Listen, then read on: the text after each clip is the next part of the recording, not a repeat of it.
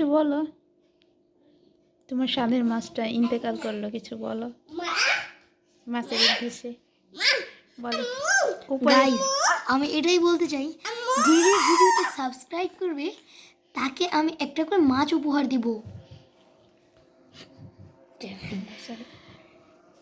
অনেক স্বাদের কি মাছ জানি এটার নাম, বেটা ফিশ। বেটা ফিশ। অনেক জল্পনা কল্পনার পরে একটা বেটা ফিশ কিনলো, বাট সেটা আজকে ইন্তেকাল করেছে। ইন্না লিল্লাহি ওয়া ইন্না ইলাইহি রাজিউন।